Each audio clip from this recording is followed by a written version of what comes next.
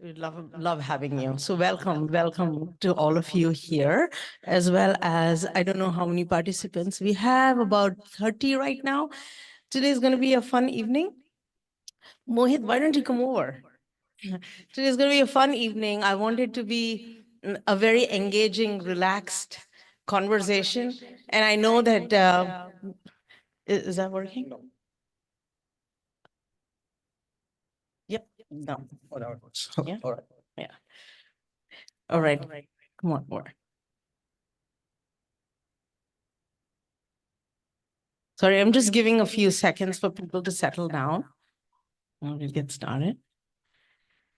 So yeah, thank you so much for coming. I know how hard it is for the with traffic and everybody leaving their jobs and finding the time to come here. So appreciate all the folks here in the room. We had to shut down the registrations, Mohit, at around 80. So I'm expecting more standing room only people coming in soon, and we have about 100 folks who also registered online. So very excited to have all of you. Um, so you all know who Mohit is. He needs no introduction. Mohit Aron, founder of Cohesity, Nutanix. These are one decacorn, the other one a near decacorn. He corrected me when I said two. So everybody knows who Mohit is.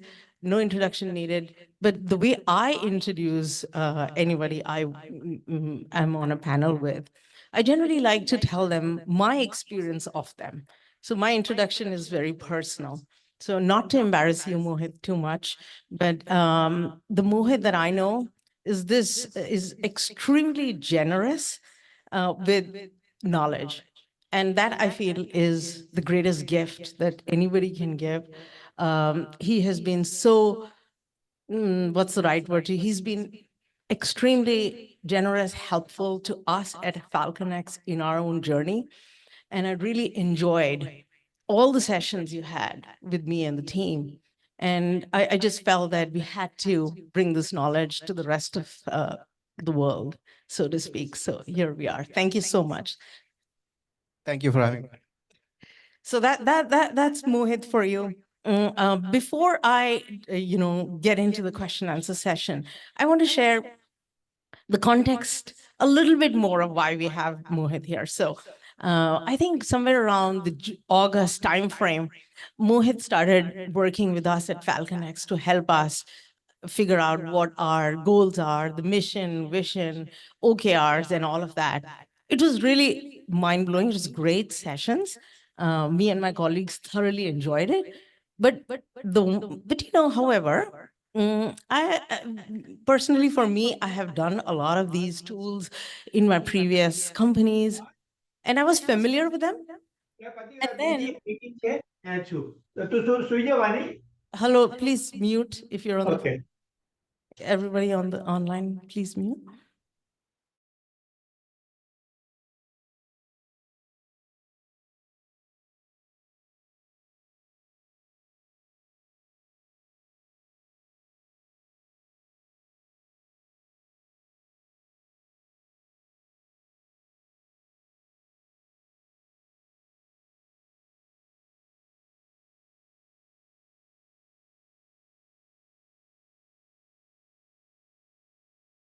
Why? And so it so happened that after that session, I was on the phone with my nephew. I was so excited. I was like, and he's a university student. I said, dude, you got to hear this guy. He's amazing. These are the tools he's using. And I started talking about it. And I was actually in the bathroom, and somebody overheard me. She's here in the audience. So, and she comes and says, I want those tools. I'm like, all right, that's validation, right? That we need to expose these techniques to the rest of the world. So that's my experience. I personally have used it. And I'll just say one last thing before handing it over to him. Is my mind was very cluttered, as is for most of us. Our lives are so busy. We are in meetings, we're thinking of something else. We're never fully present.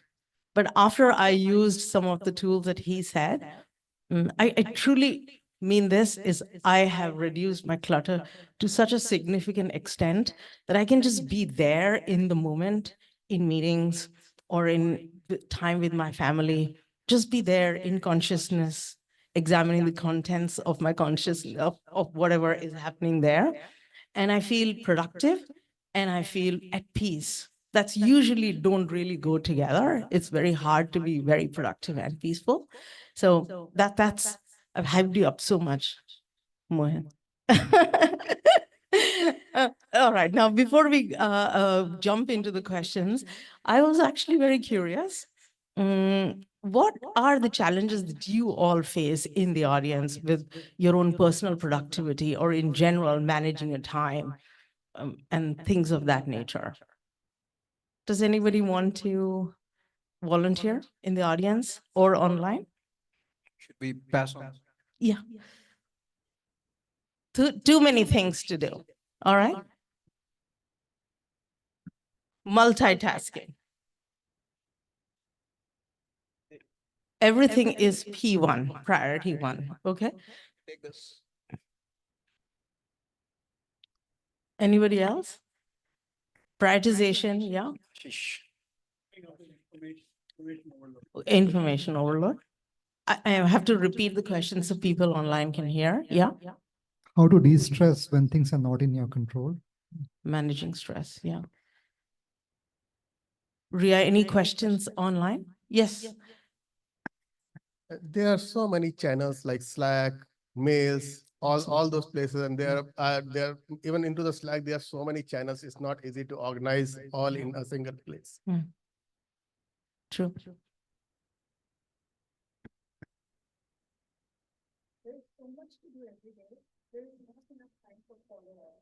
No time for follow-ups. There's a lot to do and not enough time for follow-ups. Yes? How to disconnect. Oh my gosh, we need another session for that. I love that actually. It's my favorite topic. We may not get to that today, but Yeah, We will, we one will. more. I think similar. Yeah, similar. similar lines. I guess when you're running so fast, right? Just to differentiate what's a sprint, what's a marathon, right? Not feel guilty of slowing down sometimes, Yes, right? absolutely. Yeah.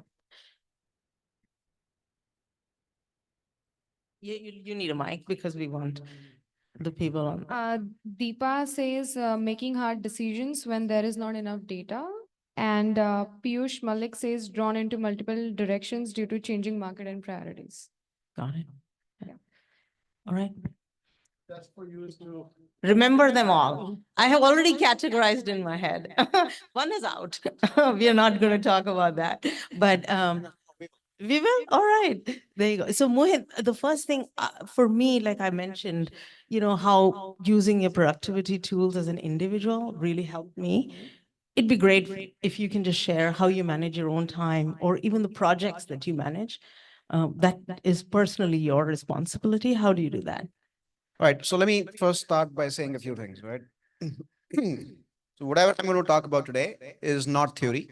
This is stuff that I practice myself, and I've been passionate student of this area. I've read a lot of books. I've tried a lot of techniques. I've discarded a lot of stuff. So whatever I tell you, number one, I know it works. The second thing I want to say is that whatever I tell you, you don't have to practice all of it in entirety. Even if you take a few things and apply them, I can almost guarantee they will work for you. So please don't think that unless whatever is discussed today, you apply in entirety, things will not work, right? So you can take a few nuggets, apply them, and then maybe take a few more later on, apply them. So there's no need for you to apply the whole thing. And the last thing I would say is, look, let's also be a little bit human. Imagine, for instance, that you have a goal that you want to accomplish. Maybe you want to ace an exam. Maybe you want to, train for something. So, you follow a regimen, but once in a while you cheat. But the important thing is to get back on the regimen. So what I'm trying to say is that it's not essential that you work on this stuff like a robot. Once in a while, you want to be spontaneous, you want to cheat, it's okay as long as you get back on track, right? So whatever we discuss, Please don't think it's such a hard line that you drop it for one day and boom, you're not able to do it, whatever. Just get back, right? So apply those techniques, and if once in a while you kind of miss out on them, that's okay, but get back to using them, whatever you commit to, right? So with that, let's begin. So if you want to keep the session interactive, so I don't want to be the one speaking all the time, I would want audience participation. But let me start by saying that I'll divide up this session into three parts. The first part is managing yourself, right? You can't manage anything else unless you know how to manage yourself. The second part is when you personally engage with others, managing that aspect. In particular, managing maybe the projects that you're working on. And last of it, some of you hopefully here are doing companies, and you're running. Even if you're not doing a company, you're probably managing some sort of an organization. How do you manage things when you're not personally involved? How do you manage stuff that you delegate? So those are the three things, that I would like to break things into. Starting with how do you manage yourself, right? So does that sound good? That sounds great. All right. So let's start with managing yourself, right? Again, the goal. Let's keep an eye on the goal. The goal is high productivity. So let me first say this, right? There are roughly, two kinds of people in the world. One is people who just take things as they come, right? And one is people who actually have a mission to do something. Anyone that you see, let's take some examples. People like Einstein. They are so fixated on what they're after, right? The moment they wake up, that's what they think about. That's one way to operate, right? So people who just take things as they come, they likely will just get average, very average results, right? On the other hand, if you work like Einstein, and there are other examples, right? Whether it's Michelangelo or whatever, all these people, they actually were so fixated on, accomplishing something that they forgot the rest of their life, right? If you look at their personal lives, their lives were a little bit of a mess. So we want something in the middle. My goal always has been to excel, but not in the Einstein kind of way, although that's great. But then everything else in your life is topsy-turvy. So the pursuit has always been how can you, excellent results and yet have some balance in life. Um, I'll also quote books, right? There's a good book that you should read. It's called The One Thing. It literally is what it says. Um, Extraordinary results are actually achieved when you go all out on something, right? But then if you go all out on something, then you may also lose on other aspects of your life, like family and whatnot, and those are also important. So I've come up, the first thing, if there's one thing you want to do, you want to do the following, right? You want to balance your life, or decide what's the counterbalance in your life, and I'll explain what that means. If you just go the Einstein way, if you just go for that one thing, you will get phenomenal results in whatever you're doing. But like I said, the rest of your life will be topsy-turvy. So the first thing I advise is you use time blocks. So you divide your life into three parts, right? And let's start by very simple: 8 hours, 8 hours, and 8 hours. The first 8 hours is for your, let's say, your personal life. That includes everything that you do personally: taking a shower, eating food, spending time with family, anything else, any hobbies, meeting friends. Those 8 hours. The second block is your professional life, right? And so right now we're talking about balance. So it's 8, 8, 8, right? And the third 8 is your sleep. Now you decide how much you want to counterbalance this. Should your personal life become 7 and not 8? Should it become 6? Whatever that is, decide on that. And that balance can change, that counterbalance can change over time. But once you decide on that, set your schedule. So let's say you set up your sleep schedule for maybe 7 hours. Decide that you want to sleep at that time every day and wake up in the morning at that time every day, and stick to that. If you just do this, you will achieve phenomenal results, right? So suddenly, I think now we started addressing things like, I think people asked, How do you take time for other things, right? Well, this is how do you, I think somebody asked, guilt-free relaxation or something. Well, guess what? If you balance your life this way, even if you allot, let's say, 6 hours to your personal life, there's no guilt after that, right? If within that 6 hour period, you decide to spend 1 or 2 hours on having fun, maybe watching TV, meeting friends, going to a movie, there's no guilt because those 6 hours are meant for your personal life. So, bottom line, start scheduling your life, start deciding. And the easiest way to schedule is to do uh, every day, do the same thing. So, the same hours you go to work, the same hours you go to sleep, the same hours you spend on your personal life. And then your personal life is your personal life, you enjoy it guilt free. So, if there's nothing else you want to take from this, um, just do that, right? So I'll stop there, see how people react to that. And like I said, we want audience participation. Any comments about that? Yes. Surya. You have to repeat the question. Yeah. The question is, when I was building Cohesity, did I follow some of this? So, a lot of these things I've learned over time. Initially, when I did it, I was not. And I also got the imbalance in my family life. But now, as I have become wiser, I actually do follow it. So now I will not do it the way I did it earlier. So earlier I was doing it more the Einstein way. It was one thing. I realized I was doing something wrong when my son said that we are lucky to have a father who actually stays at home, but we are unlucky because he's never really there. So because I was always, even when I was with family, I was always thinking about my companies, right?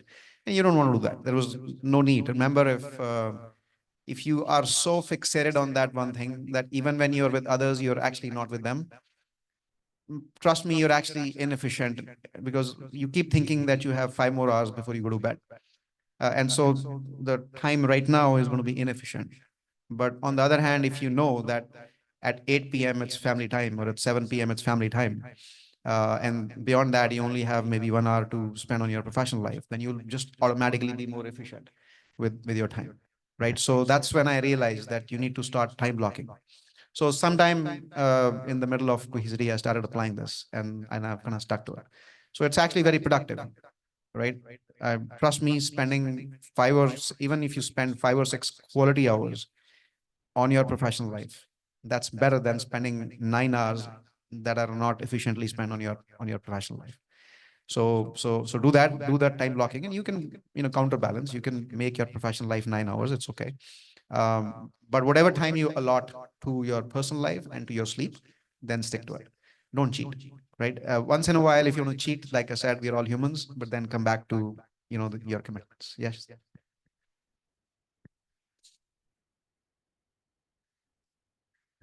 So how do you make sure that others don't intrude upon that time? You have to set boundaries with people. As you say, right, you train them, they'll get used to whatever your own thing is. But if you never actually attempt to push back, then people just, it becomes a leaky bucket. So how do you actually control that? Yeah. So the art of saying no is something that people need to learn. So I'll give you a tip on that. It's a productivity tip. Actually, someone from my company actually asked precisely the same question. The person was having a hard time saying no. And I said, look, normally when someone comes and approaches you and asks for something, in their face to face, you normally feel embarrassed to say no. So what you should, if you are that kind of person, I'm not that kind of person actually. I can cancel no. But if you're that kind of person who has a hard time saying no, all you can say is that let me get back to you, right? That's everyone can do that. And then later, after maybe some time has passed, you can text them, email them, whatever, right? That you've considered it, and you either don't want to do it or you will do it 4 hours later or the next day or whatever it is. So it's much easier to do that when you follow that approach, right? And the other thing you can do is you can set expectations. So let's say you set boundaries on your time, you set your time blocks. And then once you tell people that, look, whatever, 7 p.m. is your family time, they start learning that no matter what, Mohit is not going to get take a call at this time. So there's so many ways to do this. Set expectations up front. You tell your team that these are your hours, and these are the hours that you don't want to be disturbed. You can actually set do not disturb on your phone or something. If somebody does approach you, you can tell them, I'll get back to you. So there's some of these techniques you can use to protect those time blocks that you have. Yeah. Hey, Mohit, great framework. One question was the practical thing. How often do you calibrate yourself? Is 7 was good, or should it be 6? Or is there some sort of a governance you have for this process of yours? Yeah, I don't have a hard and fast rule. I think it's more on demand. I mean, I don't change it every week, but every few months, and I'll talk about that. Every weekend, probably you should look at the way you're doing your time management, right? And I have about half an hour that I spend on the weekend that I look at it. And then one thing as we progress in this session, I'm going to ask you to do is spend 15 minutes before you go to sleep on your time management, just 15, no more than that. And we'll talk about what you do there. But in some of these times, you will realize. So these are times when you're taking a step back and looking at what's working, what's not, and what you want to tweak, right? And in some of these times, you may realize that you may want to tweak your time blocks. Maybe give less or more to your professional life, whatever it is, right? So Mohit, you remember I mentioned earlier that how my mind was less cluttered since I started using some of the tools you mentioned. And there was a question in the audience earlier. They were talking about, how do we cut off? Right? So you might have the 6 hours blocked off, but then your mind is still cluttered. So if you can talk about that in your Absolutely. So that's the next thing. So we are progressing, right? So I gave one tidbit, time block your time between professional and sleep, right? By the way, sleep is very important. Please remember that long-term retention happens during sleep. So you can also tell your kids this. Um, if your kids actually take the time to sleep 7 or 8 hours, they'll actually do better in their courses than if they were not. It's a common mistake that kids make when they think they can sacrifice sleep for everything, because it's the sleep that short-term memory and moves all that into long-term memory, right? So if you don't sleep enough, you're actually sacrificing that aspect of your studies. So anyway, let's move on to the question that Shri posed. So I'll say the following. So first of all, you've heard people talking about burnout.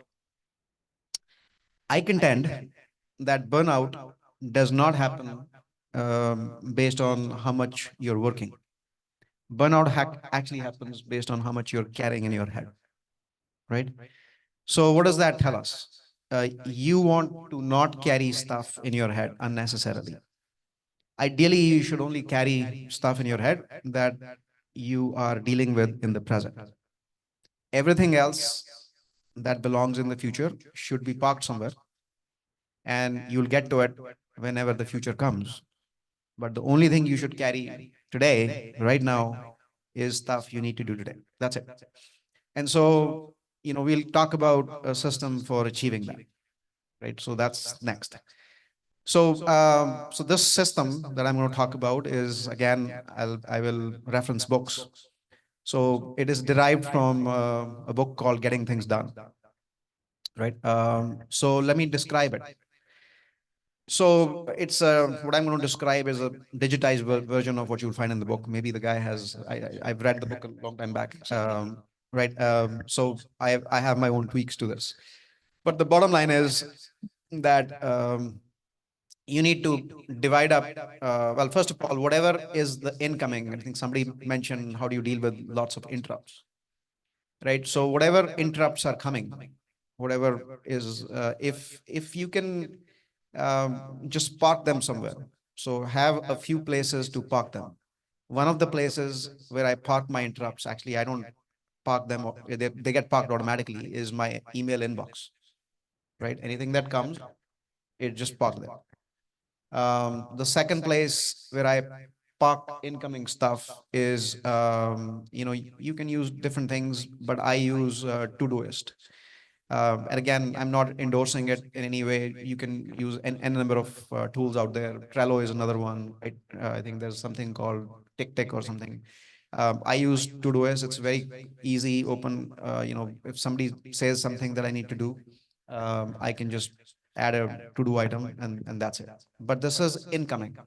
Okay, that's not how it's going to stay. So basically, you take your incomings, and then you need your processing time. So periodically during the day, you take all the incomings. The idea is to clear out your incoming. And yes, your email inbox needs to be zero or nearly zero, right? Please don't let email sit in your inbox. So how do you park stuff now? Sorry, how do you process stuff? So I process stuff in a few ways. First place where process stuff goes is my calendar, right? So some email comes, I need to do something at a specific time in a specific day. I put it on my calendar. So now when that day comes, I will worry about at that time. I don't have to worry about the stuff any soon. So it's gone, right? Another rule is that while I'm, taking that incoming stuff and processing it, if something can be done within 2 minutes, just do it. Don't spend the time, processing it, parking it somewhere. For instance, if I can quickly respond to an email, somebody asks me a question, and I can do it right there. Just do it. Why, park it somewhere and then come to it later? If it's just as short as 2 minutes, just do it right there. The third thing is actually, so I already spoke about the calendar is one place where I take the incomings and park them. Another place is what I call to dos by context. So context means, if I'm at home, I have some to dos. So the context is my home. If I'm talking to someone, let's say I'm talking to my CTO at my company, I need to talk to him about some things. So I have some to dos. So similarly, you can have to dos for variety. Like if you're in your home office, you have some to dos. If you're in your office, you have some to dos. So these are things that are now processed. So you take basically an unprocessed list of incoming and you park it in a bunch of to dos. Then some things might you just want to delay or delegate. So assign to someone, or you say that you'll put it in a future someday. Maybe you don't want to deal with it right now. And last but not the least is what I call projects. We'll talk about projects extensively. Projects are something that you don't just get done in a few hours. You need multiple days, months, weeks to get it done. So some things may be parked into projects. We'll talk about that. But the important thing is you arrange your life such that there is a bunch of incomings that come, and then you batch process them periodically during the day, not all the time. Every 3 4 hours maybe you look at your incomings and process them so as to park them in one of these few places, right? And once they're parked, now your mind is free, right? Your mind knows that you will get to all that at some point. Every night, remember I said you need to spend 15 minutes on your time management. You look at everything parked and you decide the next day what exactly you want to do, which of those items you're actually going to attack the next day, right? And you pick those items, record them in some place, maybe a log, and that's your next day. Now the next day, you only worry about those items, right? That's the only thing that needs to be in your head. Everything else that your life has, all the worries, all the to dos, whatever is parked somewhere, you don't have to think about it. So if you do this, I guarantee you, you'll become very efficient with your time, because all you're thinking, you're staying in the present. You're not constantly worrying about what might happen in the future, right? The important thing is if you follow, what you need to do every day, eventually you'll get those results, right? You want to, run a marathon.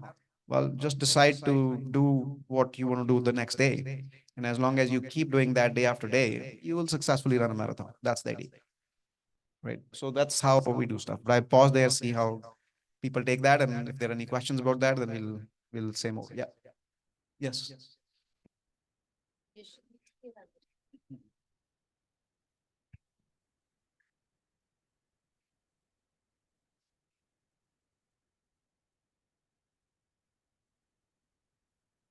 Just say it loudly. I'll repeat the question.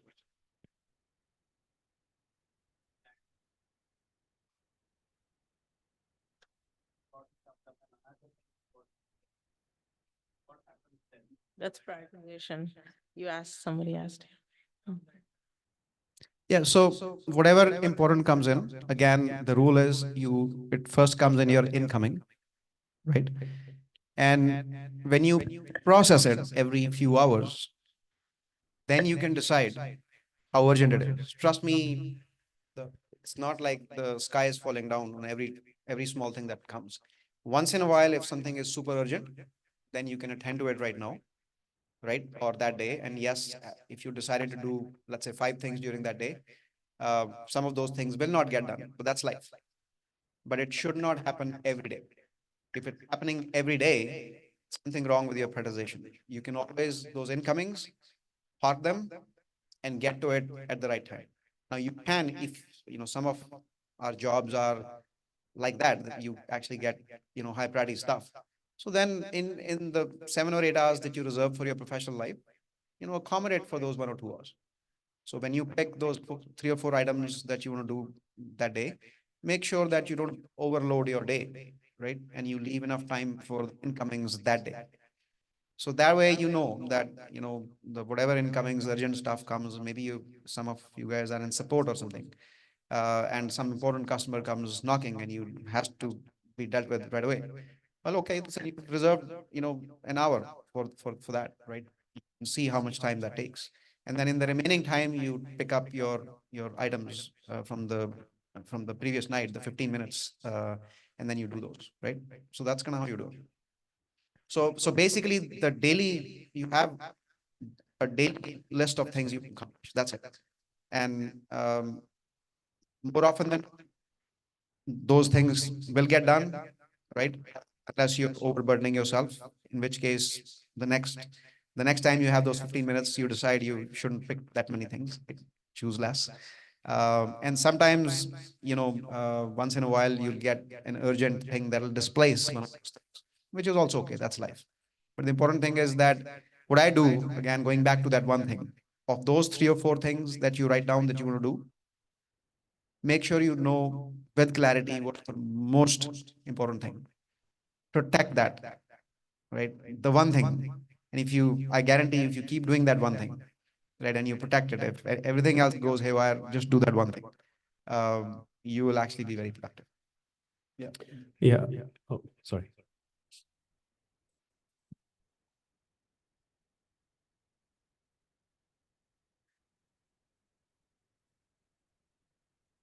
I don't know if anybody is in this group whose professional life is just 7 to 8 hours. Like first question is, or I'm the only feeling whose professional life is at least 12 hours or more.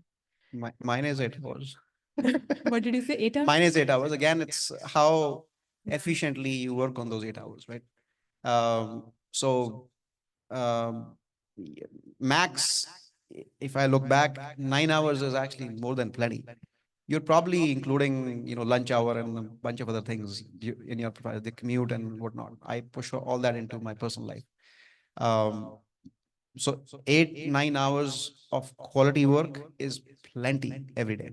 Even at the building stage, do you feel this way now that you've built and it's behind you? But during the building stage, if you were to have the same lens, how would you think about that? So there were times when I was spending 12 hours, but I will tell you I was inefficient, right? If I had done it efficiently, 8 hours was plenty. But that said, look, everyone is individual. Everyone is their own person. If some of you feel that you cannot survive without 12 hours, okay, then it's 12 hours. But then make sure you time block the sleep hours and the personal hours to you know not fall below that amount, right? So let's say your personal time falls down to 5 hours, then make sure it doesn't go below 5 hours, right? That it is actually 5 hours and not less. And your sleep is, let's say, 6 hours, whatever it is, right? Then it doesn't fall below that. But if you introspect and look at those 12 hours that you spend, you will find ways to streamline it and cut it shorter. Yeah, and just on top of it, like even if I keep personal hours as a 5 hours, but I am there, but I'm not there actually, right? Mhm. Because you have so much going on, a lot of things, right? I don't know if we are justifying those personal hours as a 5 hour that we are spending, but actually you're keep thinking about that, right? I know you said something that you tried to, but it's actually not possible at the early stage startup. So it is quite possible if you pick up a list of daily things you need to do. And once you're done with that, you're done with that, right? The problem happens when you, in your mind, you have an infinite number of things to do, right? Then even if you get done with three or four, you pick up the next five. But once you decide that today I'm going to do these three or four things and that's it, you will actually be very peaceful in those time that you spend with your personal, in your personal life. Thank you. So, Mohit, right here, quick question. By the way, thank you. Love the model of interrupts and how to park and where to park and so on. I guess all of that applies really well, what I'll call external interrupts, right? But going back to the individual, we have a lot of interrupts that are from within, right? I'll give you examples. Doubt is a big one. What is a big one? Doubt is a big one. Vision and ambition is another big one, particularly the ties to the future. So your present is very much driven by what your vision is, where you want to be, what the future is, right? And then there is a doubt hump that you will overcome. And all of this turns into introspection, which turns into clock time, right? So how do you deal with that? So first of all, whatever tasks you decided to do every day, right? Some of them are obviously your transactional tasks, but some of them are meant to be working on that vision or, that bigger project. That has hopefully already been well thought out. That's the reason you're doing it. So you can be having doubts again and again. So get done with the doubt thing earlier. So we'll talk about that, right? So let's say you want to do a project. And yes, if you have not carefully thought about the project, if you start doing it, then you probably have doubt. Should I go this way or should I go that way? But if you methodically think about how to do the project, and then it's execution time, and we'll talk about that stuff. Now, the task that you do, there shouldn't be any doubt. If you do, then I would suggest you reopen the brainstorming for the project until the doubt is gone, right? But the goal is that you pre-decided that to get this project done, these are the list of things that need to be done. You park them somewhere, and now you're just picking up those things and executing them, right? So hopefully now there is, even if you're wrong, by the way, you should just go execute them.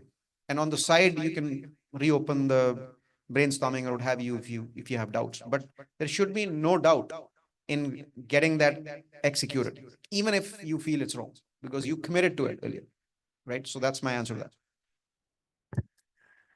I'm going to follow up on what Abhilash asked because I heard a tone in what she said that I felt was relevant to this audience, which I believe there's a lot of entrepreneurs here and youngsters.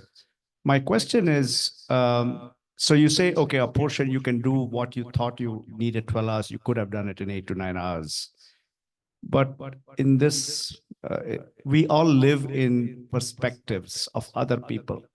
Did your co-founders, your team, the people who invested, did they all support your saying that, hey, I'll just work 8 hours and be done with it? Because, there is this valley culture, and maybe it's pervasive elsewhere, that if you're in a hot startup or if you're in a startup, there's a lot of work that's involved. You sacrifice family. I mean, these are the things that we hear, we read in books.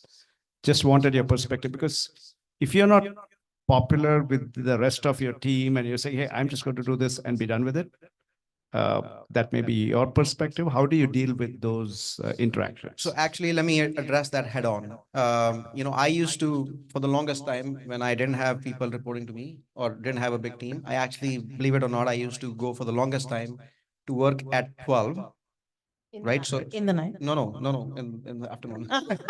At Some noon. people do. So I used to start my day at 12. I used to come home at about 7:30. I remember 7:30 was my dinner time. And I would spend about 1 to 2 hours, extra at night before I went to bed.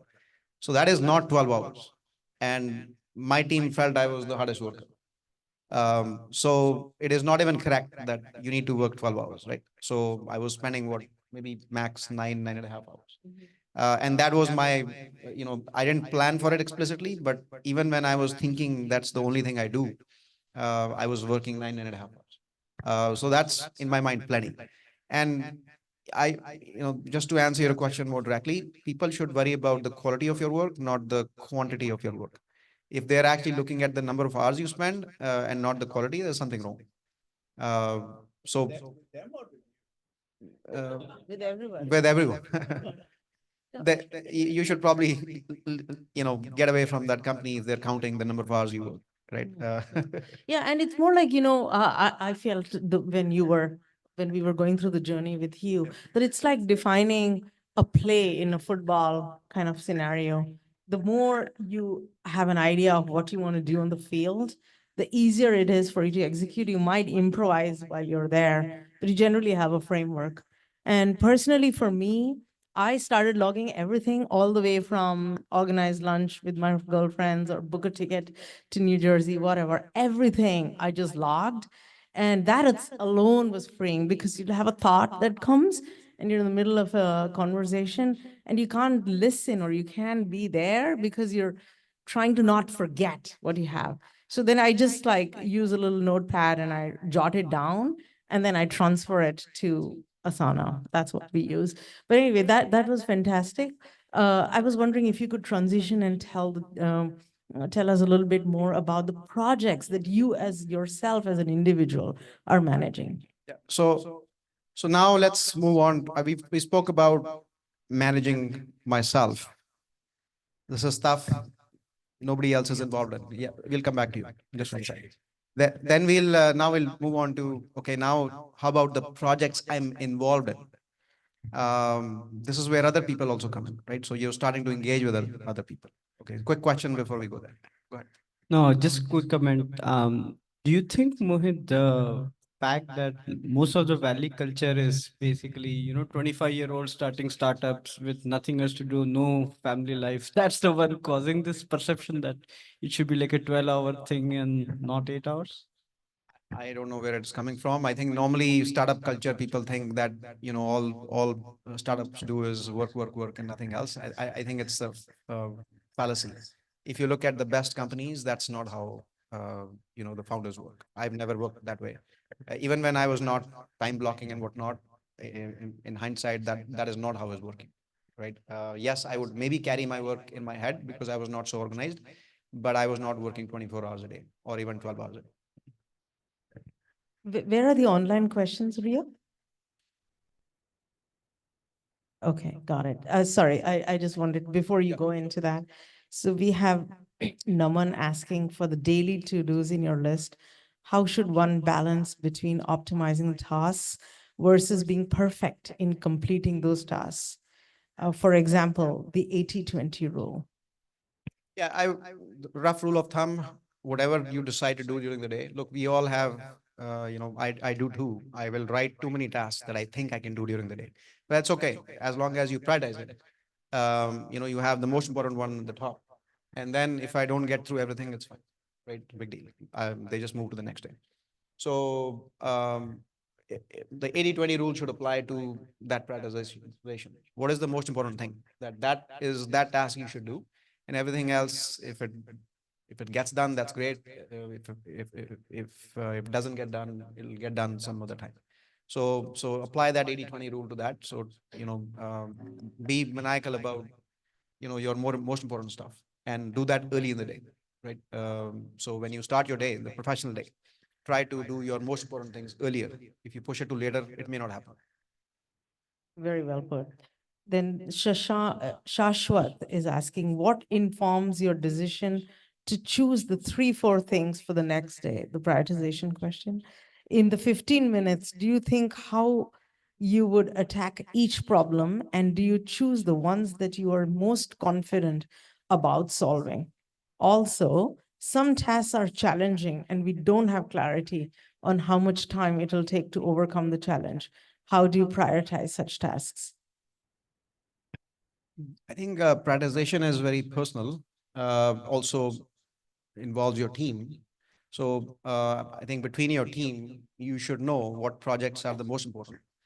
Usually people tend to do stuff that is very transactional and they tend to prioritize that. You shouldn't do that. Stuff that is actually there's something called the Eisenhower matrix, where you have, urgency and importance, right? So people tend to, yeah, urgent you have to do, but urgent, important but not urgent, people tend to, push that forward. That's the one that actually will define your career. Stuff, I'll say it again, stuff that's important but not urgent. Usually that's the one that needs to be prioritized the highest.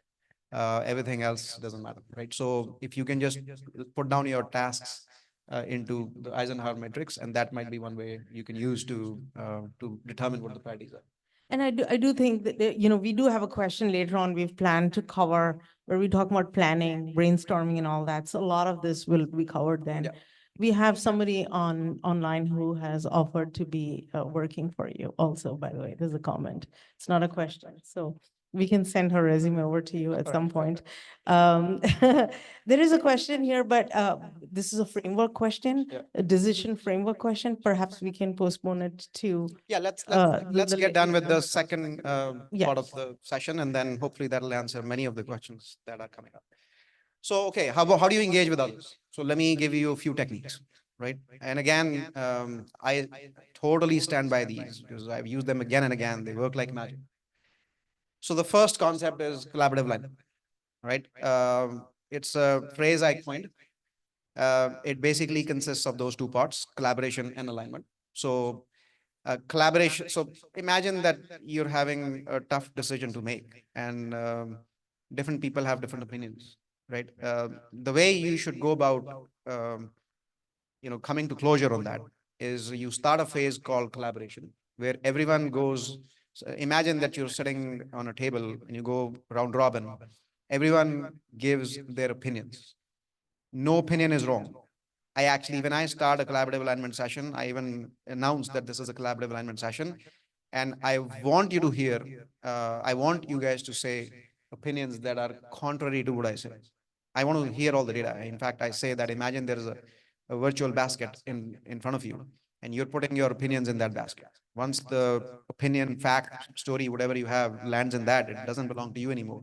It belongs to the whole group, right? So the idea is to enrich that basket as much as possible. So you keep going around, and people keep putting their opinions, data, facts, whatever they have in that basket, right? That virtual basket. And once that basket is not getting enriched anymore, which basically, by the way, means nobody's allowed to repeat themselves, right? Just by repeating yourself, things don't become true.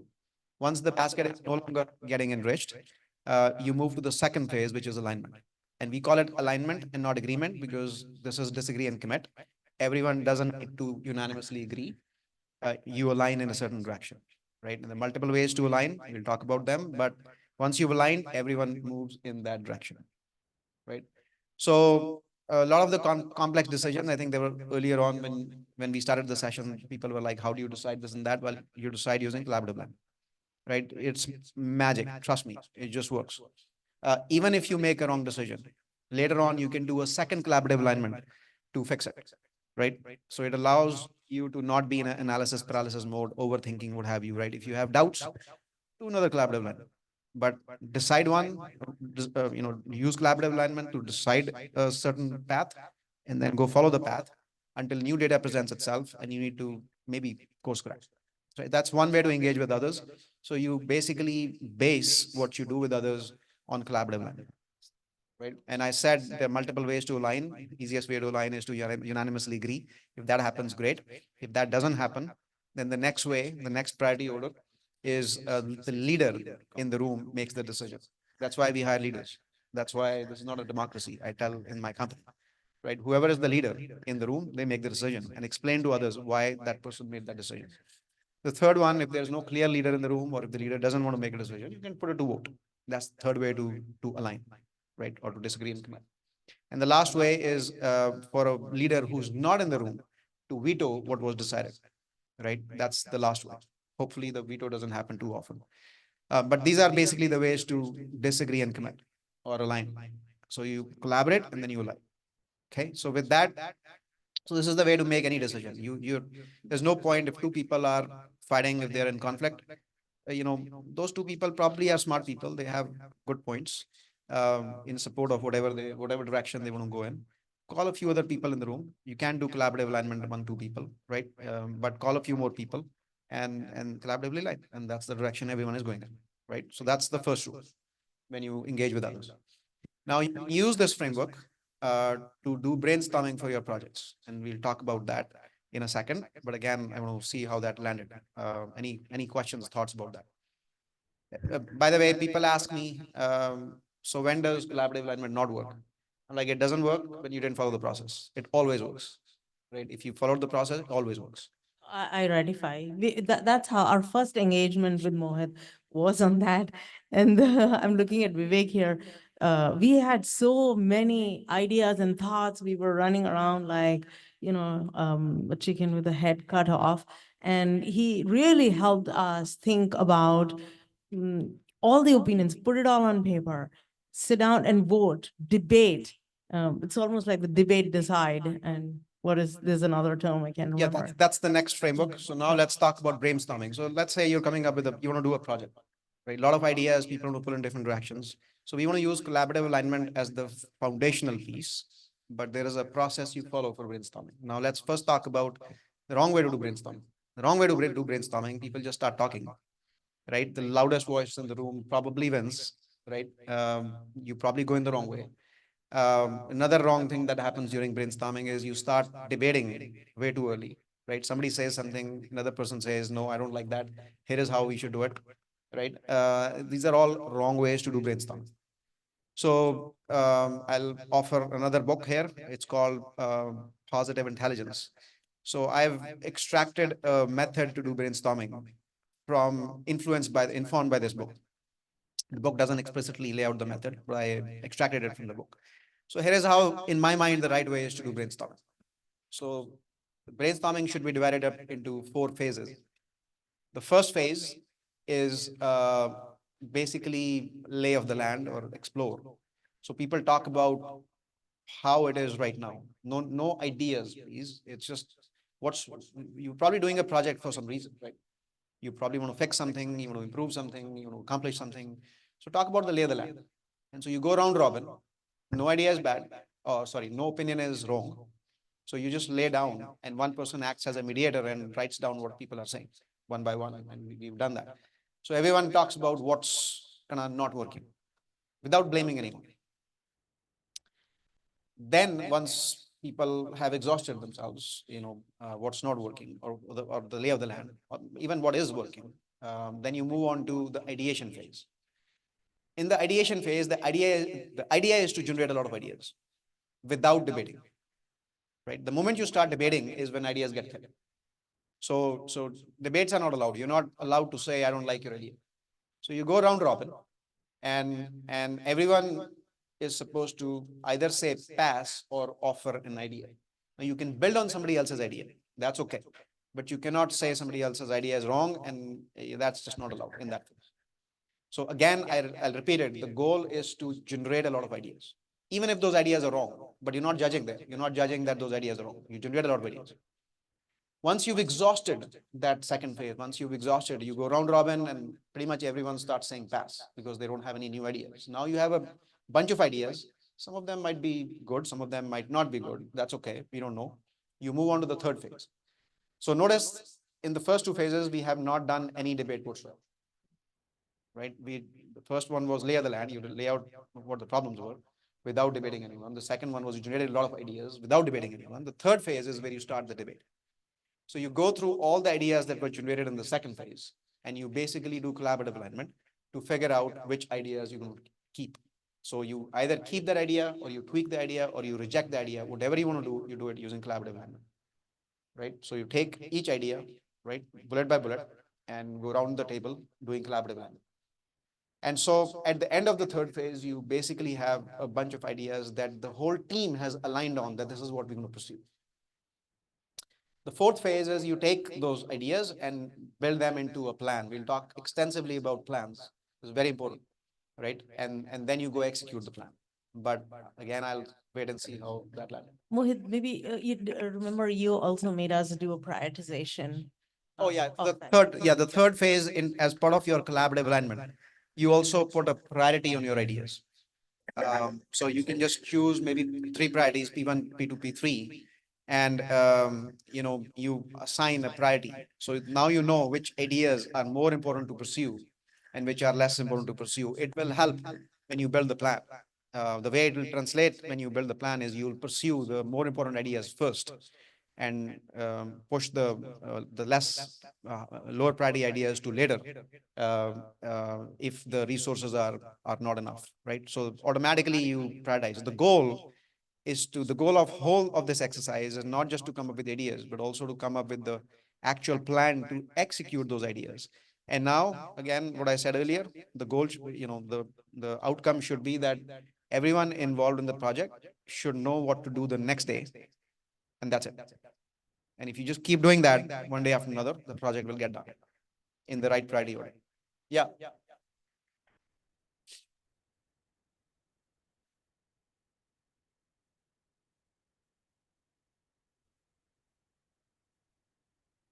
The question is that if the room is contentious, can you give an example how? So that's where, I'm assuming you're talking about collaborative alignment. So contentious, what will happen? One person says, I want to do X. The next person says, X is a bad idea. Let's do Y. This person says, let's do Z. You keep doing that.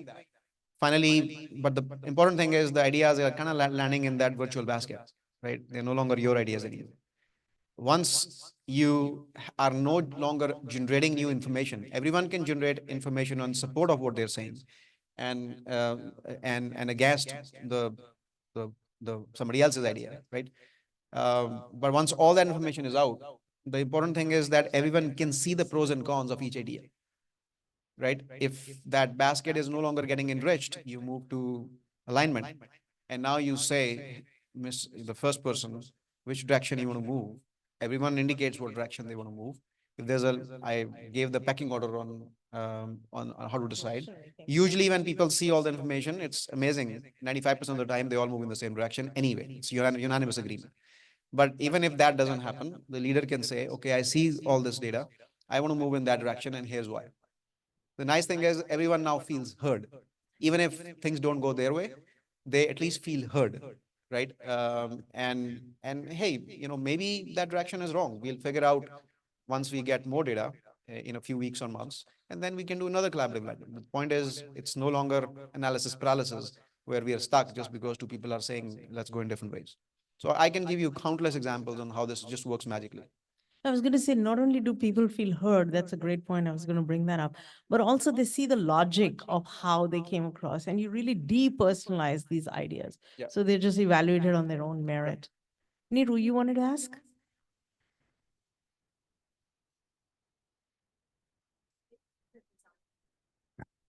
How does it relate to design thinking?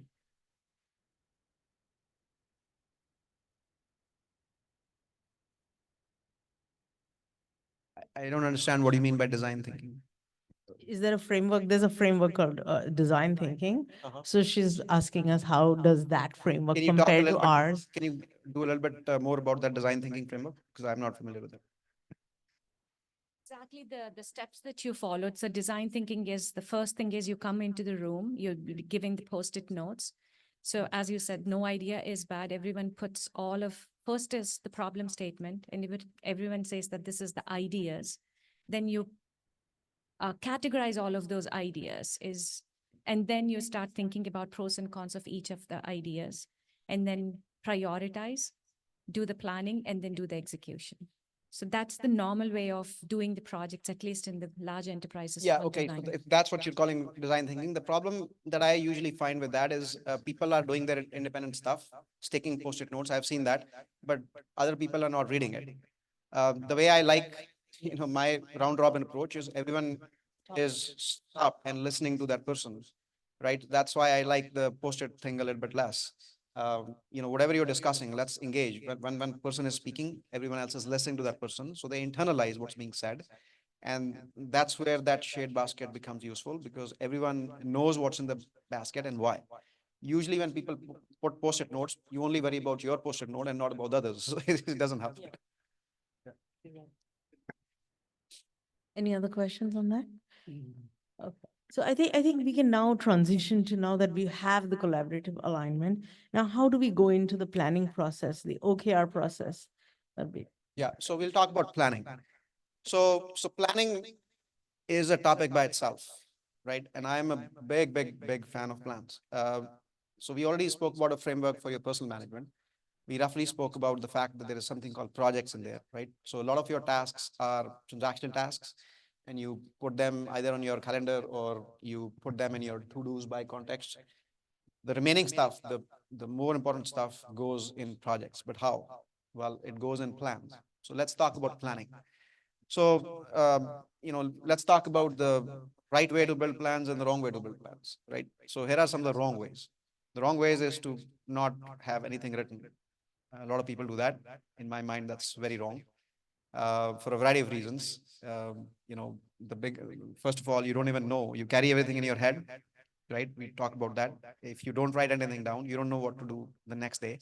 You're constantly worrying about when the project will finish, and what are you missing, that sort of stuff, right? So that's clearly wrong. I think people will agree with that. The conversely, putting every small thing down is also wrong. So I have seen projects where people literally write down, all the steps from step 1 to step 10,000 on a sheet of paper with dates next to them. That is also wrong, because you may have clarity on what needs to be done in the next couple of weeks, but by the time a month goes by, whatever you wrote down may be invalid, the dates may have moved, and now you end up spending more time doing project management overhead, right? Shuffling around these dates and these small itsy bitsy tasks than anything else. And sooner or later, you'll give it up, right? You'll go back to the other extreme of not having anything written down. So over time, I've experimented and I've found, and I strongly stand by it, that the right way to build plans is to use a 3-level hierarchy, not 2, not 4, 3. So the highest, it's hierarchical. The highest level is, you can call it an objective or area. I'll give an example. Let's say you're doing a project in software engineering. The areas, the highest level, one area might be UI. Another area might be QA, right? So high level areas that you need to get done in that project. The second level is milestones. Okay, so within each of those areas, you have milestones. Now the important thing is that the top level can go for a long time, right? You may be working on the UI for a long time. You may be working on the QA for a long time. But the milestones should go no more than, let's say, a quarter, right? So no more than 3 months, because God knows what needs to be done after that. We'll decide on the milestones that come after 3 months later on. If, again, I don't want to fall in the trap of writing everything, every little thing down for 6 months or 1 year or whatever. I just need clarity. The top level thing, it can go on for multiple quarters. But the one below, milestones, just write down the milestones you need to achieve for the next 2 or 3 months, and only have milestones, 1 or 2 milestones per month, right? And the last level is what I call next actions. These are the very next actions you can do, and they go no more than 3 weeks. So now you're not putting down all the weeds on paper. You're just putting down basically what you need to get done in the next 3 weeks, right? So that's the hierarchy. And now when you choose in that 15 minutes, you just pick the next actions you need to do the next day and then go execute, and boom. As long as you keep doing those next actions, the milestones will keep being met, and eventually those higher level areas will get accomplished. That, in my mind, is the right way to do build plans. Yes, Ashish.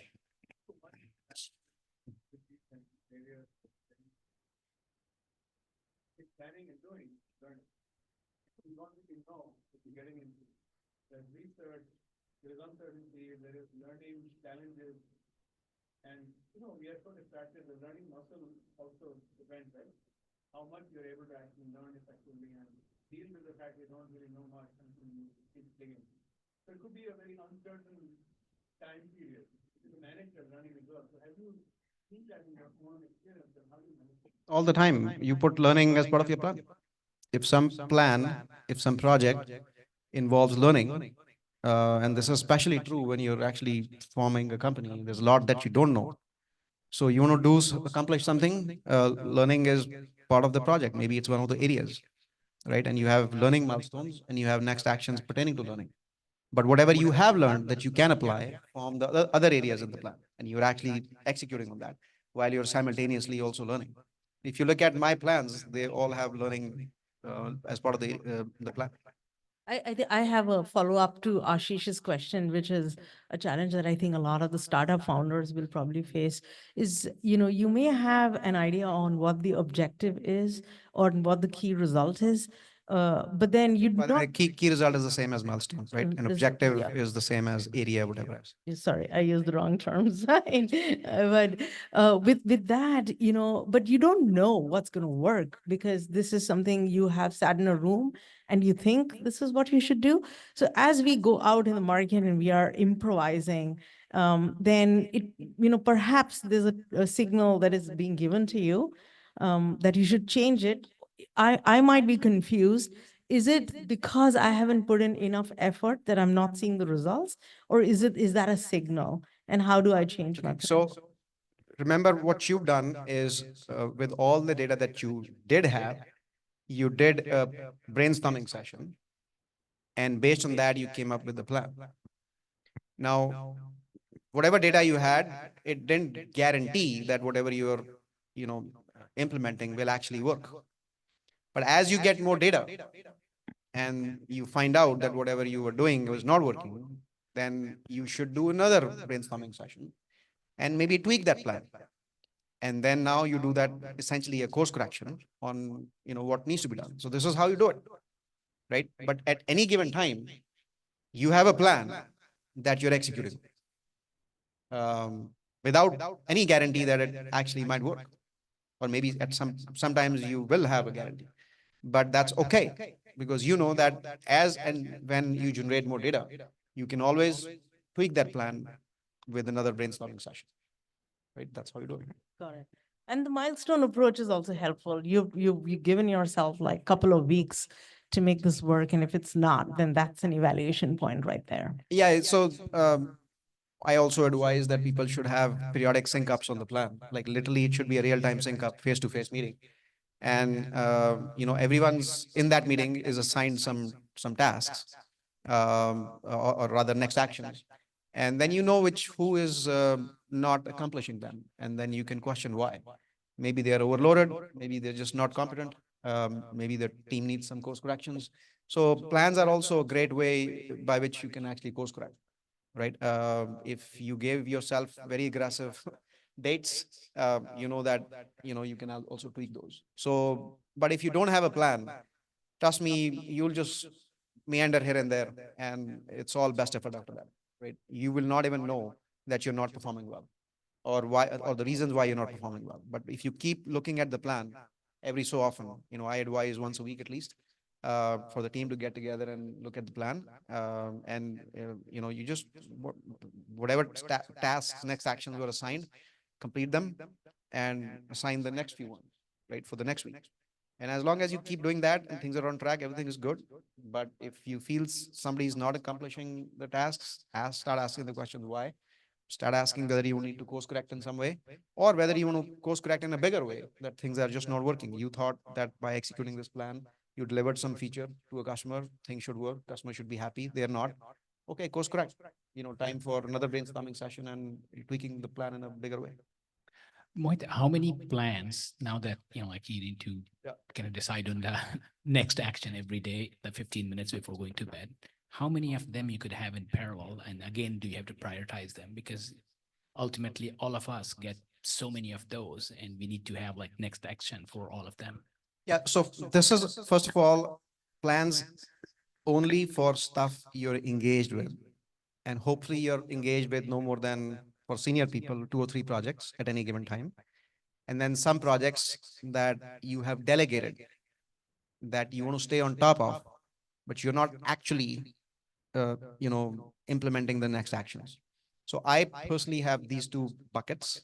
Projects that I'm involved in at any given time, I'm involved in more than 2, 3. For junior people, I ask for only 1, that they only be involved in 1 project. For senior people, maybe 2 or 3. The rest are all delegated for me, stuff I'm staying on top of. So I'm looking at the plan.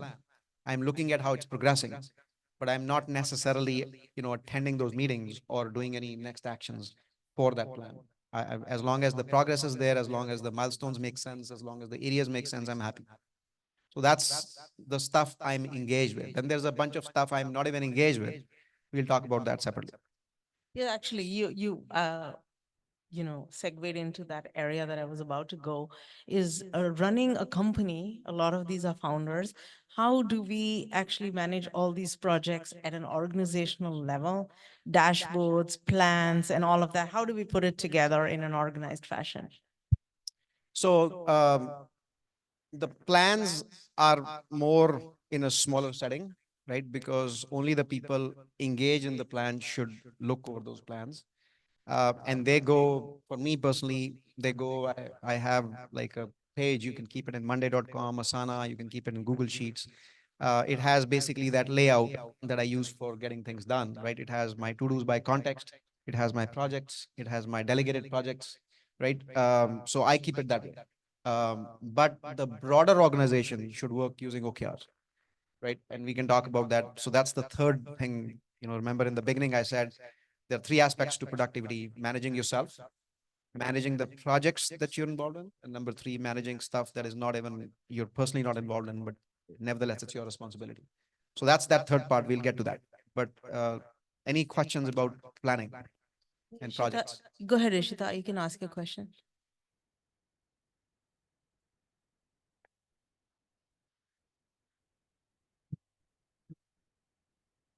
For an early stage startup where things are changing almost on a daily basis, does the planning process uh, change, if at all? I mean, because things are. Yeah, we- great question. So the answer is yes. That's why I said the plans need to be iterated upon. The team should meet every week, because as things are changing, remember your milestones only go, let's say, a quarter. Hopefully those milestones are good. Um, but if they're not, you should change them. But nevertheless, as weeks progress, you need to determine the milestones in the future.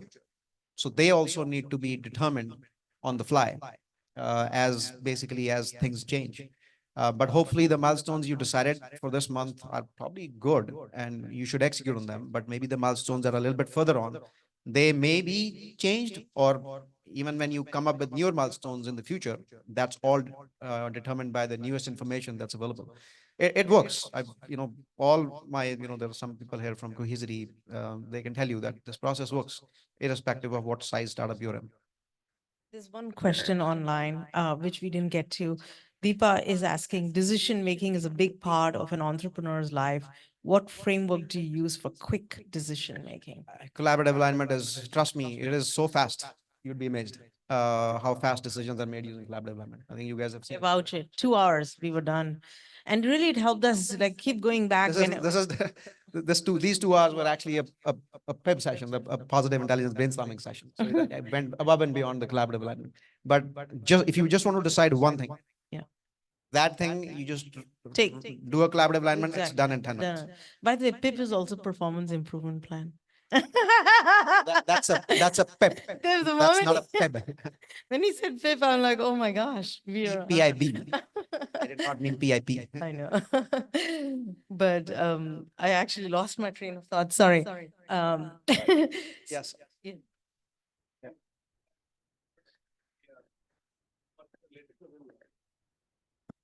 Which area was that?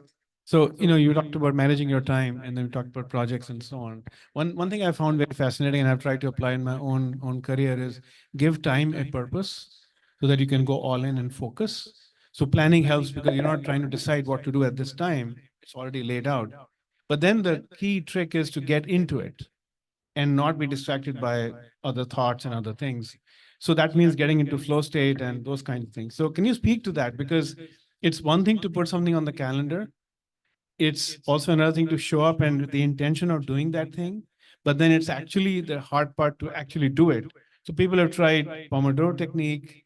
People have tried, just getting into that discipline of getting into that thing that you're supposed to work on. How do you manage that? Because you know that it's not easy, and some days are actually better than the others. Yeah, for me, the thing that works is what I said. When you start your day, start on your most important thing.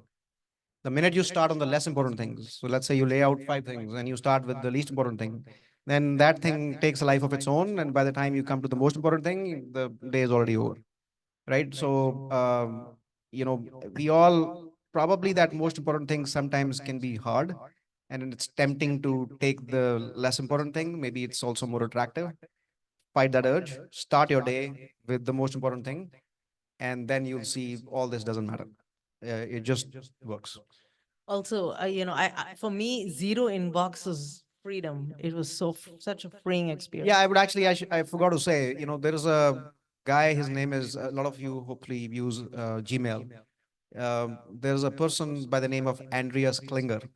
The last name is Klinger. First name is Andreas, Andres. He wrote a phenomenal technique to organize your Gmail. And I use that. I advocate that to all my employees, everyone who takes advice from me. And that helps you keep that inbox at zero. And it arranges so it uses a feature in Gmail called multiple inboxes. And it lays them out in the way that it's very aligned to the getting things done philosophy. So if you use that, it almost pushes you to keep your inbox to zero or a very small level, right? So I do that. My email is never more than 3 or 4 emails in my inbox, and often it's zero. So do that. But so yeah. It's life changing. For me, for the past 3 months, I've been smiling a lot more than I did before. But I know we're almost at time. So Ashish asked a really good question, and I'm going to go into a productivity tool question for you, because I know this about you, that you also spend a lot of time in doing things which help your mind, which helps your mind be free. Would you mind sharing, a little bit of your practices early in the morning to set yourself, give yourself the right tone so you can actually be in the flow to the extent you can during the day? Yeah. So, in my personal time, right? I start my day. This is my personal time, not my professional time. I have a morning routine, right? It sets me up nicely for my professional routine. And I recommend, I mean, just like you guys brush your teeth and I do too. But I have some additional things that I do. I mean, I start my day with actually these days Kriya Yoga. So 1 hour of that at least, and then 1.5 hours of physical exercises, my gym. So nearly I spend 2.5 hours in the day. That's my morning routine, and by 9 or so I'm done, and I'm ready for my professional life. So I get to work somewhere between 9 10. Sometimes again, being a human, sometimes it can get delayed because of a variety of reasons. Sometimes it's 11, but I try to be there by 10ish or so. And from 10 to let's say 7 is my work time, and I come home by 7:30. That's my family time, dinner time. All my family is on the dinner table. And then I'll put 1 extra hour before I sleep at 10:30. So 10:30 to 5:30 is my sleep hours, right? I need 7 hours, no more. At this age, I can't sleep 8 hours, but seven I need. So 10:30 to 5:30 is my sleep time. 5:30 I get up and I start my morning routine again. Yeah, so it's really remove all the clutter in your head and then create forms and sources of energy. And that really opens up. Like, personally, whenever I do this, what you're just saying, Mohit, I just feel like I can be as busy. The more busier I am, the more I do my meditation and practices like that. It just makes it so much easier. It's Yeah. So it's again, if you don't, block your personal time, then that's what's going to happen. I will probably wake up thinking about work, and then you start doing email and you start coding, and then you're like, oh, I still have 14 hours left before I sleep. So then you become inefficient. You'll while away your time, chit chatting or coffee or this and that, right? So, but if I know that this is not my professional time, I start my morning routine. This right now, it's my personal time. There's no guilt. Then I will do what is allotted to that time. Now before we wrap up, we have the last part, which is managing others, right? And I'll just say a few words about that. If you want to manage things at scale, the way to do that, in my mind, I've been using it very successfully, is OKRs. So OKRs is objectives and key results. It was popularized by Google. It was the founder of Intel, He's the guy who came up with them, but they really were made popular by Google, and I saw the power of them firsthand. So I ask all my teams in my company to use OKRs. So we have OKRs at the company level, which I own as the founder and CEO. But then each of my reports, the head of marketing, the head of engineering, they all have OKRs for their departments, and then every team downwards, right?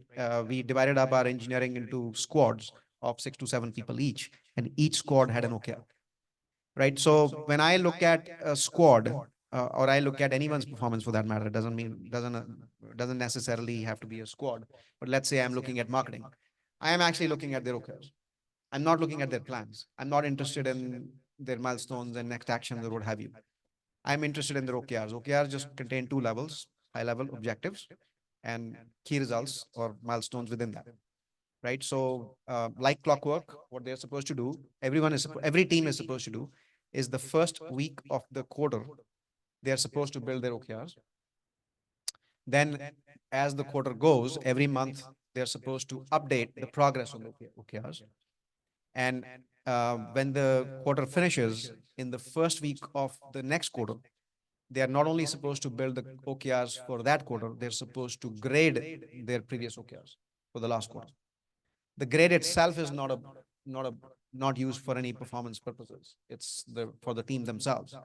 Um, um, because if you use the grade for performance purposes, they'll start gaming, the goals and stuff, right? The important thing is that they then know how to pace themselves. What's important is that they do something like 70 to 80% of what they set out to do, right? So they are supposed to set stretch goals, and any grade from 70 to 80% is a good goal. Is a good. Anything below that, either they didn't perform well or their goals were too lofty. And anything above 80, it means that their goals were probably not high enough, or maybe they actually worked very well. Which is why the the actual percentage is not used for performance. I stress that it is only for the team's own knowledge. But what they actually accomplish and what their actual goals and key results are, that's what's important, right? So you want to manage something at scale, that's how you do it, right? So now, if every team in your company, big or small, has OKRs, if I need to inspect anything, or if anyone else in the company wants to inspect anything, all they need to do is look at the OKRs, right? Quarter after quarter, even the previous quarter. So what exactly is this team being up to, right? If even the objectives and the key results are not good, or if the progress is not good, you know that this team is not functioning, right? So and you can also set direction top down. So you want to go this direction. You want to make sure that the various teams are aligned and their OKR is going to reflect that. And it also helps. It's not a one-way street. It doesn't just go top down. Let's say some great work is happening down below, right? And it's brought to my notice, and I'm like, wow, that's really good. If we do this, it's really going to be good for the company in a competitive way or whatever. It might make to the company's OKRs. So the OKRs get informed both ways, down and up, right? So when people build their OKRs, they actually build draft OKRs, which they send to both the teams below and above. And after like a cycle, then they finalize their OKRs. By the end of the first week of the quarter, we expect all OKRs to be finalized, and then it's execution time, right? The actual things in the OKRs can be executed using plans, but the OKRs give you sort of a bird's eye view on what's happening in that team. Yes.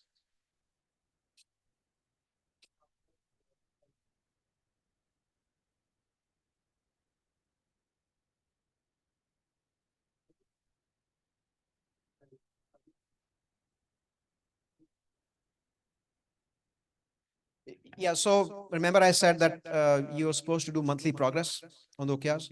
So first of all, you know, what are the important areas that the company ought to be working on, and who are the teams that are supposed to be working on that. So you can just look at their OKRs and see what the monthly progress is. So when there's too much to inspect, and remember, when you're running a company at scale, there's a lot to inspect. I sometimes draw an analogy to the traffic system, right? The traffic cops have a lot to inspect. So do they inspect everything? No, they just inspect randomly. That's kind of how you do it. So you inspect randomly. So you inspect these OKRs randomly, and it's actually pseudo random. So you know where the trouble areas are and which are the most important things that are meaningful to the company. So you inspect those for sure, right? And maybe the rest can be a little bit more random. So once you do that,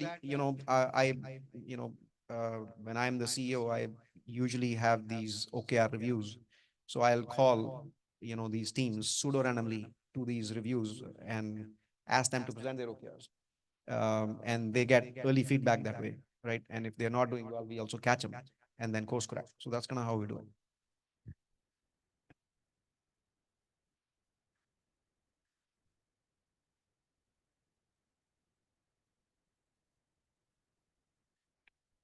Yeah, absolutely. So, I mean, there's lots of examples. One example was in my last company, we security became really important, and we wanted every customer to adopt two-phase authentication, two-factor authentication, right? So now our product at in some older age didn't even support that. So I made it a company OKR that we will have in engineering two-factor authentication. It was assigned at my level, I assigned it to engineering. The engineering VP took that and made it part of the engineering OKRs, right? And then it was assigned to some engineering squad. So it became part of that squad's OKRs, right? So you see how it bubbles down. So that's kind of how it happens. So that's one example. There was another question? Yeah.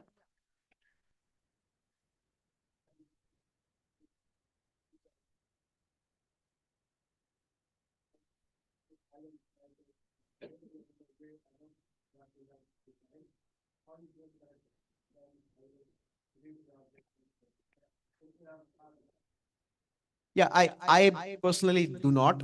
They're supposed to do it themselves. So if they are consistently either overshooting their OKRs, right? If their grade is 80% or like significantly higher than 80% or significantly lower than 70%, they're supposed to tweak their goals to more fall in the 70 to 80% category.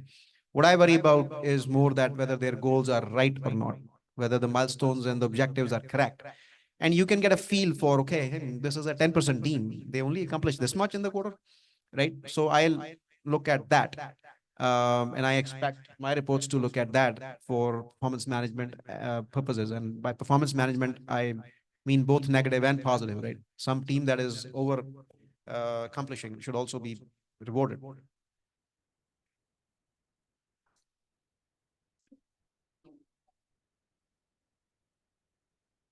Okay, that's a topic by itself. But what I like to do, I'll say a few things. Let me first say that there is no perfect hiring algorithm in the world, right? No matter how good you get, and I've extensively researched hiring, and I've come up with my own system for hiring.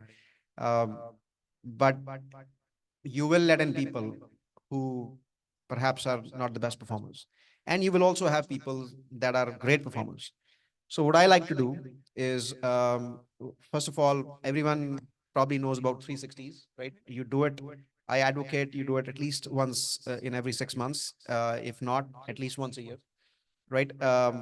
So do 360s, so where a number of people leave reviews for a person, and then the person's manager, by looking at all the reviews, they will put that person in one of, I use 5 buckets.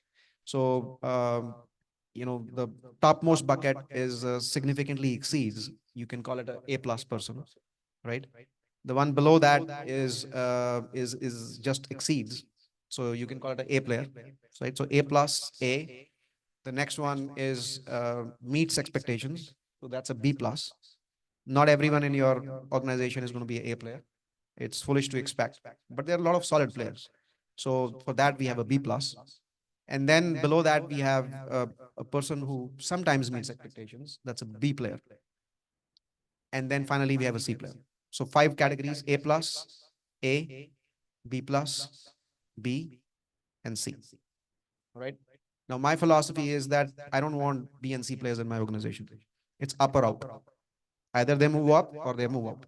As simple as that. There's a book by Frank Slootman, Amp It Up.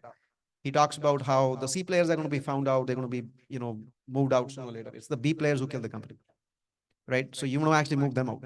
Either move them up or out. So that's my philosophy, right? So now coming back to performance management, what we do is we do these 360s. But even more importantly, because you don't want to be host to the managers often have favorite people. So we really, actually lean on what are called calibration sessions. So once the manager has given the rating for each person, we have these meetings where a bunch of people verbally talk about how good the person is. So they can look at the ratings by the manager. And if they agree with the rating, you don't have to say anything. By the way, this is all collaborative alignment again. So they collaboratively align on people's ratings.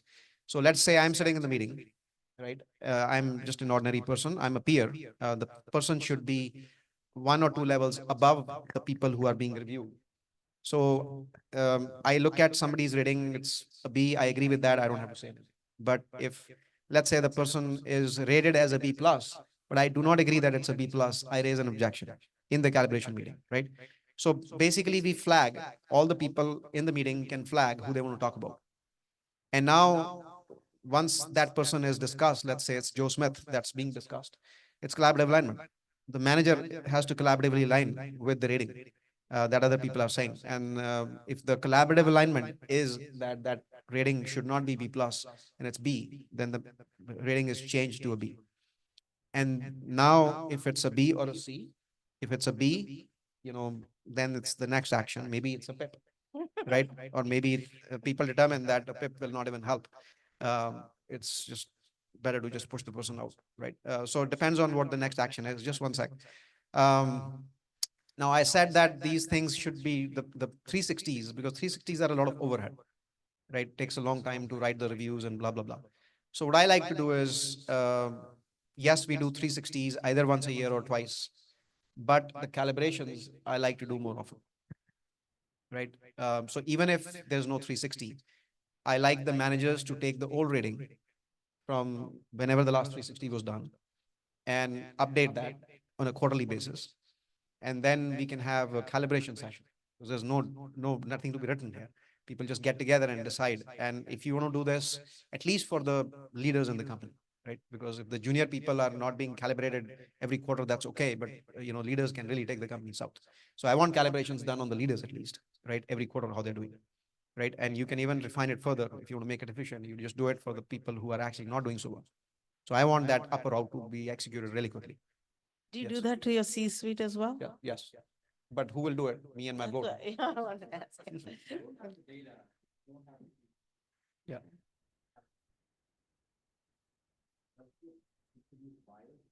That's where the collaborative alignment comes in, right? Yes, the managers will be biased. One.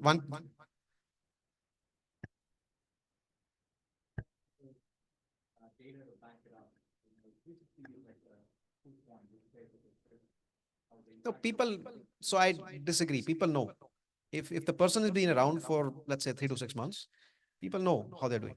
And one person may think that person is doing well, but three other people will say, not really, and here are the data points. Right? So the data comes out in the calibration. In fact, you will be amazed. People actually hesitate writing stuff down, especially if it's negative. But when they speak in a personal setting, they will actually regurgitate the reality. So calibration sessions, in my mind, are the right way to do performance, right? Both on the positive side as well as the negative. And yeah, please. Go ahead.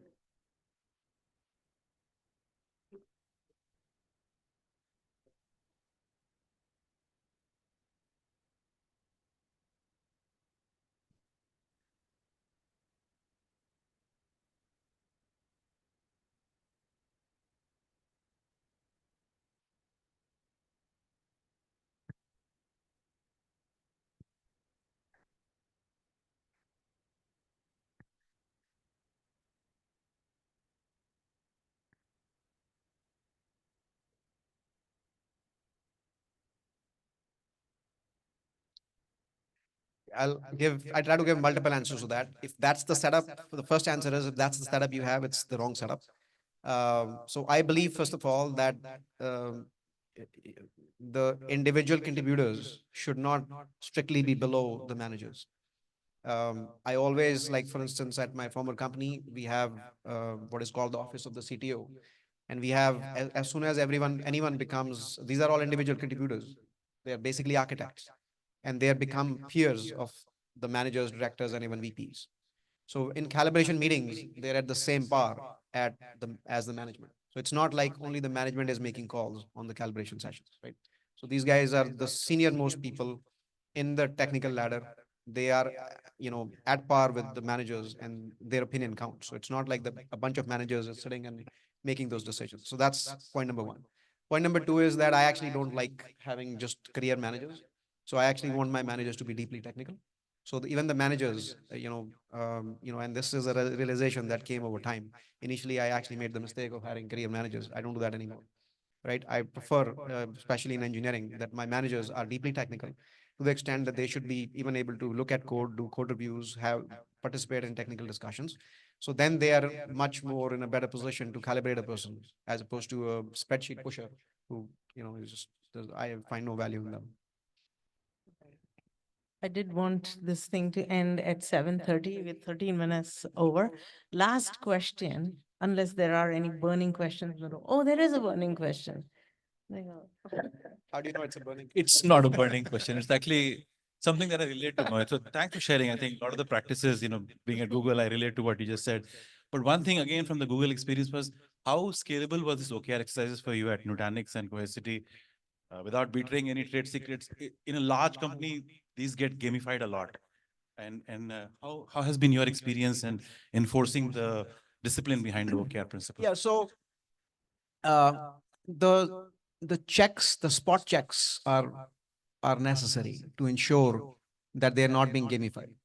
So what people do, what you probably mean is that a team will probably undershoot their, OKRs and or have low milestones, and they'll give themselves a high grade. But if there is a culture of having spot checks, such teams will be flagged. And when other teams see that people are getting flagged, they will, be honest about setting up their own OKRs. So that's the culture we made, right? That stuff about, again, I go back to the traffic analogy. When you know that your friend got a ticket, you will also drive well, right? So That's a good one. All right. So my last question is, what is your spirit animal and why? What is your favorite animal, essentially? Who do you connect with? well, my hands down, it's my Dog? dogs, right? So because I have three of them and I've grown up around dogs, and Mhm. it's a total stress buster. It's just a lot of fun. I would say hands down the favorite animal I have in the world. I should have thought of a more insightful question. This I just easy thought of it now. Easy one. This was easy. You want to ask? I, I just eats up into the networking time, but I do want to say that, the gift of knowledge is the biggest gift that you can give. So really, really appreciate what you're doing here with all of us. Thank you so much. Can we summarize what we discussed here? Oh, there you go. Look at, he's structured. I already said, we're done, we're out. We're just reducing the Now we know. So just to summarize, manage yourself, and we discussed time blocking, right? Decide on the time upfront, and then for your professional time, maybe even for your personal one, divide up your tasks into the incomings and the processed ones, right? And then every day, spend 15 minutes just picking up what you need to do the next day and go execute, right? So that's basically the rough summary for managing yourself. Then for your projects, use techniques like collaborative alignment, positive intelligence brainstorming. Eventual goal should be to build plans. Plans have a 3-level hierarchy, right? Areas, milestones, next actions. And they become part of that 15-minute, right? So you'll pick the next actions from your plans to execute. And lastly, for managing broader organizations where you're not even involved in, it's OKRs, and do random checks or random spot checks to make sure that teams are kept honest. That's it. That's my secret. Reach under your chairs. There is a notebook in which you have to write down what you just learned. And we'll only let you go if you actually got all the points correctly. But I'm kidding. I already said my thank you. So I'll have to think of something more exciting. But all I can say is again, thank you so much. We should do this more often. Can we have you come here more for more Give the same talk topics? again. This is my personal time. This my is personal time. personal time. Okay. You Oh, I can like tell that. me how it's working. Yeah. So the request for people online is Mohit needs to come back after 6 months. I was going to bring him back in 3 months. And maybe another topic. Actually, there's so many topics that came up. Somebody talked about, how to be free and. So by the way, did I in this address the questions that came up in the beginning of the session? I think I addressed most, if not all of them, right? If somebody's question is not addressed, please ask. After my thank you note, this is really terrible. How many thank you notes should I have? You have to keep saying thank Prakash. Prakash says, very helpful session. Could you share examples of OKR for sales? I had that thought, Prakash. I didn't ask because we were running out of time. It's a good question because sales is so uncertain, it's so dependent. And Prakash, I'm adding on to this my own experience.